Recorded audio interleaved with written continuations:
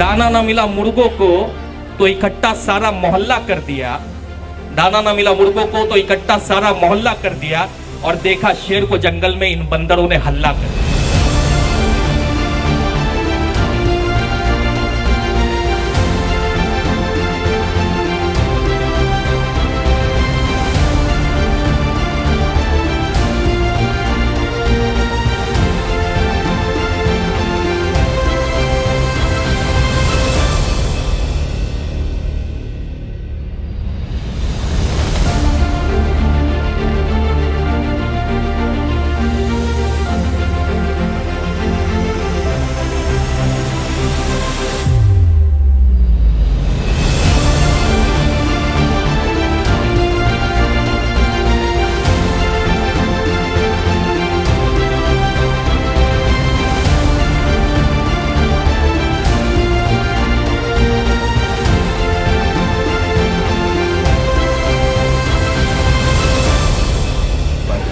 सबसे पहले जाफ़र भाई, आपके अखबार न्यूज़ के माध्यम से आपने बहुत अच्छा सवाल पूछा कि मार्टिन परेरा में इतनी जनसंख्या क्यों आई है। क्योंकि इस इलाके के अंदर पानी की काफ़ी तकलीफ़ थी कई सालों से। इस इलाके के जो नौजवान है, जो सेकुलर फाउंडेशन की जो पूरी टीम है, इन लोगों के साथ मिलकर हम लोग ने यहाँ पानी की 6 इंच की बड़ी पाइपलाइन डालने का काम किया। उसके साथ यहाँ पर 12 सीट का जो शौचालय था उसको पूरा तोड़कर नए तरीके से नया टॉयलेट बनाने का काम किया। जिस मार्टिन परेरा में लोग आज खड़े हैं, उस मार्टिन परेरा की हालत आपको मुझसे ज़्यादा पता है। बाजू में तबेला होने की वजह से हमेशा अक्सर गोबर गटर भर जाती थी और भर के इस मैदान में हमेशा जमा रहता था गोबर का पानी। कहीं ना कहीं हम लोग ने सेकुलर फाउंडेशन की मदद से उनको साथ में रखकर, इलाके के लोगों को साथ में रखकर हम लोग ने इस मैदान का कंक्रीटीकरण किया, जिसकी साइज़ कम से कम 8 से 10 इंच कंक्रीट हम लोग ने इस मैदान में डाला ताकि ज़मीन का पानी और तबेले का गटर का पानी इस इलाके में नहीं आ सके, जिसका काम कामयाबी से बहुत अच्छी तरीके से पूरा हुआ।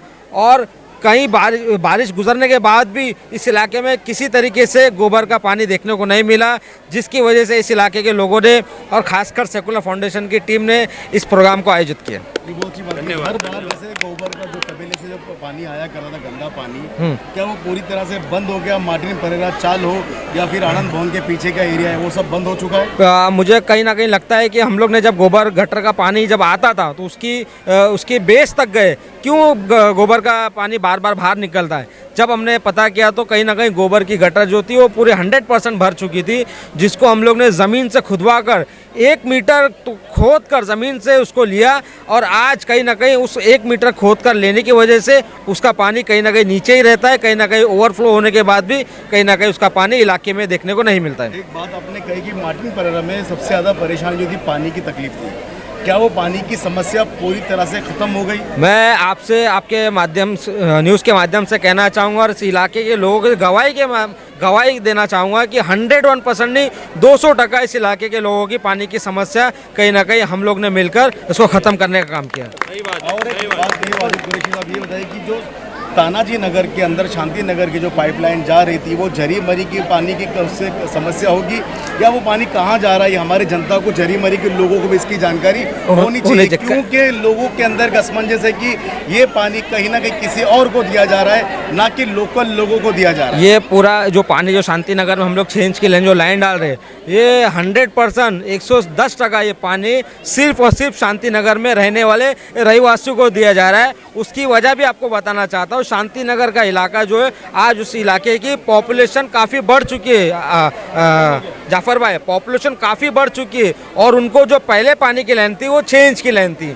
कहीं ना कहीं 6 इंच की लाइन से उस इलाके की कमी को पूरी नहीं कर पा रहे थे, जिसकी वजह से कहीं ना कहीं PNR जो प्लानिंग डिपार्टमेंट होता है BMC का, जो पानी हर इलाके को देने का काम करता है, कहीं ना कहीं PNR डिपार्टमेंट ने उस 6 इंच की लाइन को 9 इंच की लाइन में कन्वर्ट किया और जो मेन लाइन जो 12 की जो जरी मरी को पानी आता है उसमें से शांति नगर को देने का काम PNR डिपार्टमेंट ने किया है। एक आखिरी सवाल आपसे कि यहाँ पे बार बार ये कहा जा रहा है कि वाजिद कुरैशी की टिकट जो कांग्रेस से कट जाएगी, यहाँ लोगों जनता जो दिखाई दे रहे काफ़ी तादाद में लोग हैं, तो इस बारे में आप आने वाले इलेक्शन को मद्देनज़र रखते हो क्या हमारे लोगों को संदेश देंगे? यानी कि जरी मरी की जनता को जो कन्फ्यूज़न फैला हुआ है, कहीं ना कहीं ऐसा ना हो कि कहीं ना कहीं जनता का नुकसान हो और कहीं ना कहीं लोग परेशान रहे, तो आप क्या क्लियरिफिकेशन देंगे? मैं इसमें कहना चाहूँगा कि ये जो फैसला होगा ये पार्टी के वरिष्ठ फैसला करेंगे। जो पार्टी में बैठे हुए हमारे मुंबई अध्यक्ष है और जो पार्टी एक कमेटी गठन करेगी उसके ऊपर फैसला होगा कि वो लोग कमेटी फैसला करेगी। कमेटी सर्वे करती है वार्ड में जाकर,